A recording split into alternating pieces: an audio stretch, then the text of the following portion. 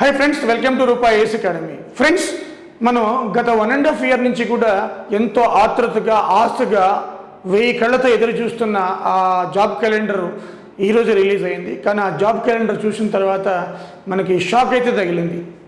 అందరూ ఎవరైతే సీరియస్గా సిన్సియర్గా ప్రైవేట్ ఉద్యోగాలు వదిలేసి వచ్చి చదువుకుంటున్నారో గత 2-3 ఇయర్స్ నుంచి కూడా ఒక షాక్ అని చెప్పాలి.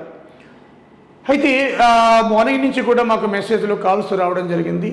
సో ఎంతోమంది విద్యార్థులు పాపం వాళ్ళు ఎంతో డీప్ శారోలో ఉన్నారనమాట.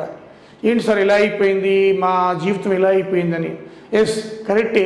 అంటే ఫస్ట్ విడత 10,000 పైన జాబ్ క్యాలెండర్ ఇస్తారు అనగానే ఎంతో ఆశ. గ్రూప్ 2 2,000 ఉంటాయి, గ్రూప్ 1 ఒక 100 పైన 200-300 ఉంటాయి.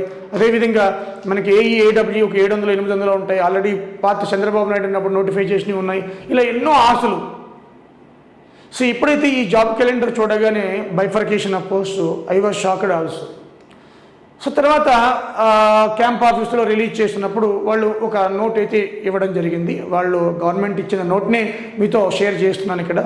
సో దాంట్లో భాగంగా చూస్తే ఇక్కడ ఈ details of post and vacancies in government departments and universities obtain అంటే వాళ్ళకి వచ్చేసాయి మొత్తం ఎన్ని పోస్టులు ఉన్నాయి, ఎన్ని ఖాళీలు ఉన్నాయి. సో సుమారు 30% వేకెన్సీస్ ఖాళీ ఉన్నాయని వాళ్ళే చెప్పారు. అది కూడా చూపిస్తాను స్లైడ్ మీకు. అలాగే డైరెక్ట్ రిక్రూట్మెంట్ కింద 24% ఖాళీ ఉన్నాయి. 24% అంటే ఉన్న ఏవైతే పోస్టులు ఉన్నాయో టోటల్ ఎంప్లాయీస్లో 24% డైరెక్ట్ రిక్రూట్మెంట్ మీద రిక్రూట్మెంట్ పోస్టులకి ఖాళీ ఉన్నాయన్నమాట. అయితే ఇక్కడ వాళ్ళు ఏం చెప్పారంటే ఇక్కడ లో ప్రియారిటీ పోస్ట్ నాట్ ప్రపోజ్డ్, దానికి రివ్యూ పంపించారు. అంటే అంతగా ప్రాధాన్యత లేనివి అనమాట. ఎగ్జామ్షన్స్ ఇచ్చారు దేనికి, టెక్నికల్ పోస్టులకి, యూనిట్ హెడ్స్కి, ఆపరేషనల్ ఫీల్డ్ పోస్ట్కి, రెవెన్యూ ఎర్నింగ్ డిపార్ట్మెంట్స్కి. సో ఈ డిపార్ట్మెంట్స్ మనకి కమింగ్ 3 ఇయర్స్లో ఫిల్ చేస్తారు. దాంట్లో భాగంగా ఫస్ట్ ప్రయారిటీ ఏంటంటే కోవిడ్ మూలంగా వాళ్ళు ఇచ్చింది హెల్త్, హయ్యర్ ఎడ్యుకేషన్, పోలీసు కూడా చాలా తక్కువే, 8,000 పైన తీస్తున్నారు. జస్ట్ మనకి 2 మంత్స్ బ్యాకే ఒక న్యూస్ కూడా పేపర్లో వచ్చింది, 10,000 8,000 ఉన్నాయి పోస్టులు కానిస్టేబుల్ ఎస్ఐలని. కానీ ఇప్పుడు 450 ఇచ్చారు. అంటే ఇది కూడా పెద్ద పట్టించుకోలేదు. వాళ్ళు పట్టించుకునేది 2 డిపార్ట్మెంట్లు, ఒకటి హెల్త్, 2 హైయర్ ఎడ్యుకేషన్. ఇప్పుడు ప్రియారిటీగా ఈ 3 డిపార్ట్మెంట్ పోస్టులు ఉన్నాయి. పారామెడికల్లో మోర్ దెన్ 5,000 ఉన్నాయి కదా. సో కాబట్టి మిగతా రిక్రూట్మెంట్ స్ప్రెడ్ ఓవర్ 3 ఇయర్స్. అంటే ఈ ఎగ్జాప్షనల్ పోస్టులు ఏవైతే ఉన్నాయో టెక్నికల్ పోస్ట్ కానీ, యూనిట్ హెడ్స్ కానీ, ఆపరేషనల్ ఫీల్డ్ పోస్ట్ కానీ, రెవెన్యూ ఎర్నింగ్ డిపార్ట్మెంట్స్ కానీ కమింగ్ 3 ఇయర్స్లో కూడా they want to fill up. కాబట్టి ఇక్కడ ఒకటి వాళ్ళు హెడ్డింగ్లో ఫస్ట్ ఇచ్చారు, ఎవ్రీ ఇయర్ జనవరిలో ఇక్కడ నుంచి మేము క్యాలెండర్ రిలీజ్ చేస్తామని. ఇది ఒక పాజిటివ్ దృక్పథం. అంటే ఇప్పుడు ఇది జూన్ కదా, July, August, September, October, November, December అంటే 6 నెలలు వెయిట్ చేయాలి. సో ఇప్పుడే అన్ని డిపార్ట్మెంట్లో కొద్దిగా తీసుకుంటే 200 గ్రూప్ 2 అలాగే ఏఈఏడబ్ల్యూ 200-300 తీసుకుంటే బాగుండేది. బట్ బ్యాడ్ లక్ అది. సో అందరూ కూడా అదే విచారంలో ఉన్నారు. వీఆర్ ఆల్సో షాక్డ్, మేము కూడా చాలా షాక్ అయ్యాం చూసిన తర్వాత. బట్ ఒక హోప్ అయితే కనపడుతుంది దీంట్లో. మరి ఎన్ని వేకెన్సీస్ ఎన్ని ఫిల్అప్ చేస్తారో ఒకసారి చూద్దాం. అది కూడా ఇచ్చారు వాళ్ళు. ఓకే ఫ్రెండ్స్ మరి ఆంధ్రప్రదేశ్ గవర్నమెంట్ చూడండి ఇక్కడ నోటిఫై చేసింది. టోటల్ ఎంప్లాయీస్ పోస్టులు చూస్తే 7,77,230, దాంట్లో వర్కింగ్ 5,41,436, వేకెంట్ ఉన్నవి 2,35,794. అంటే 30% మనకి ఇది వేకెన్సీస్ ఉన్నాయన్నమాట. అంటే మనకి డైరెక్ట్ రిక్రూట్మెంట్ కింద దీంట్లో ప్రమోషన్ కాకుండా డైరెక్ట్ రిక్రూట్మెంట్ కింద చూస్తే డైరెక్ట్ రిక్రూట్మెంట్ పోస్టులు ఏమో 3,20,537 ఉంటే దాని వర్కింగ్ ఏమో డైరెక్ట్ రిక్రూట్మెంట్ వాళ్ళు 2,42,868. మరి వేకెంట్ అంటే డైరెక్ట్ రిక్రూట్మెంట్ కింద వేకెంట్ 77,669. అంటే ఈ 30% ఇది చూస్తే 24%. అంటే 24% పోస్టులు వేకెంట్ ఖాళీగా ఉన్నాయి. అంటే 77,669 ఖాళీగా ఉన్నాయని ప్రభుత్వమే చెబుతుంది. ఈ 77,669లో మనకి ఇచ్చింది 10,110. ఇప్పుడు అది కూడా ప్రియారిటీ వాళ్ళు చెప్పారు ఆల్రెడీ, ప్రియారిటీ వీటికి ఇస్తున్నాం, కోవిడ్ కదా. పోలీసు, హెల్త్, ఫస్ట్ హెల్త్కి ఇచ్చారు, తర్వాత ఎడ్యుకేషను, తర్వాత పోలీసు. అది పోలీసు 450, చాలా తక్కువ. సో కాబట్టి మనకి నెక్స్ట్ కమింగ్ 3 ఇయర్స్లో ఎవ్రీ ఇయర్ జనవరిలో ఇస్తా అని చెప్పారు. కాబట్టి బహుశా ఇప్పుడు ఇచ్చి ఉంటే అన్ని డిపార్ట్మెంట్స్కి కొద్దిగా ఇచ్చి ఉంటే బాగుండేది, అందరం హ్యాపీగా ఉండేవాళ్ళు. But bad luck. మరి ఇది ఒక నిరుత్సాహపరిచింది. బట్ ఏదో గుడిలో మెల్ల ఇది సంతోషం. ఈయన వేకెన్సీస్ ఉన్నాయని అట్లీస్ట్ చెప్పారు. కొంచెం సంతోషం. గుడ్లో మెల్ల అంటే నెక్స్ట్ జనవరిలో నోటిఫై చేస్తారేమో, మరి ఇస్తానని చెప్పారు కాబట్టి వాళ్ళే పబ్లిక్గా ఓపెన్గా రిలీజ్ చేశారు. ఇవన్నీ మనం ఏం చేసినవి కాదు. సో కాబట్టి వాళ్ళే చేశారు కాబట్టి మరి చూడాలి. బట్ ఇన్ని రోజులు వెయిట్ చేయించి మరి group 1, group 2, AE, ఏడబ్ల్యూజీ, polytechnic lecturers, town planning ఇలా ప్రిపేర్ అయ్యే వాళ్ళకి కొంచెం నిరుత్సాహపరిచింది. సో మేము కూడా చాలా డిసప్పాయింట్లో ఉన్నాం. సో కాబట్టి గుడ్లో మెల్ల ఏంటంటే ఇగో ఇన్ని వేకెన్సీస్ కనపడుతున్నాయి. చెప్పాను ఇంతకుముందు కూడా చాలాసార్లు చెప్పాను. ఈ కాంపిటేటివ్ ప్రిపేర్ అయ్యే వాళ్ళకి విద్యార్థులకి ఏంటంటే ఒకటే, నేను కూడా కాంపిటేటివ్ ప్రిపేర్ అయ్యేటప్పుడు పేపర్లో పోస్టులు పడుతున్నాయి అనగానే ఆ రోజు భోజనం చేయను, కడుపు నిండిపోతుంది, ఎంతో సంతోషంగా అనిపిస్తుంది.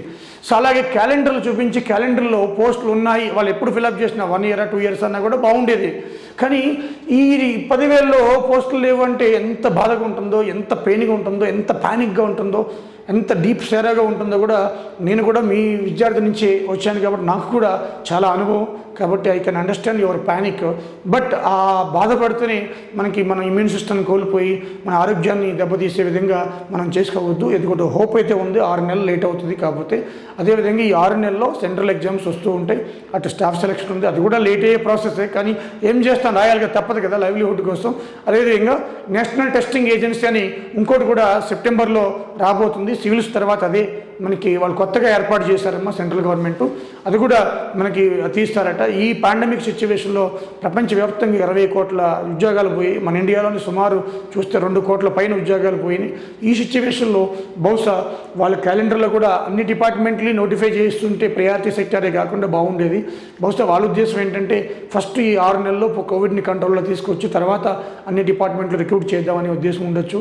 మనం ప్రభుత్వాన్ని కూడా తప్పు పట్టలేము. సో మనం కూడా ప్రభుత్వంలో పార్టీ కాబట్టి. బట్ నిరాశ అయితే కలిగింది మనందరికీ కూడా, చాలా డీప్ సెరాలో ఉన్నాం.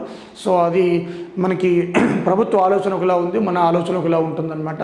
సో ఇది ఫ్రెండ్స్ మనకి ఒక హోప్ అయితే ఇక్కడ కనిపిస్తుంది. ఓకే ఫ్రెండ్స్, కాబట్టి మా ఏపీఎల్ ఏంటంటే నేను కూడా మీ స్థాయి నుంచే వచ్చాను కాబట్టి నా పర్సనల్ ఏపీఎల్ ఏంటంటే, సరే మనకి ఆల్రెడీ రిలీజ్ చేస్తారు, దాంట్లో పోస్టులు అనేవి మనకి ఎక్కడ కనిపిస్తలేదు సో అంత మాత్రాన్ని ఈ 6 నెలలు కూడా సబ్జెక్టుకి దూరంగా ఉంటే లాస్ అయ్యేది మనమే. ఇప్పుడు ఇటు వచ్చి ఏ ప్రభుత్వం మారినా కూడా, అటు ఏ పార్టీ వచ్చినా, ఏ ప్రభుత్వం వచ్చినా కూడా అల్టిమేట్లీ మనకి బ్యాడ్ లక్ ఏంటంటే నిరుద్యోగులకి ఒక మినిస్టర్ లేడు, నిరుద్యోగులకి రిప్రజెంటేషన్ లేదు, నిరుద్యోగులకి ఒక ఇష్యూ లాస్ట్ ఇష్యూగా తీసుకుంటారు అందరూ కూడా.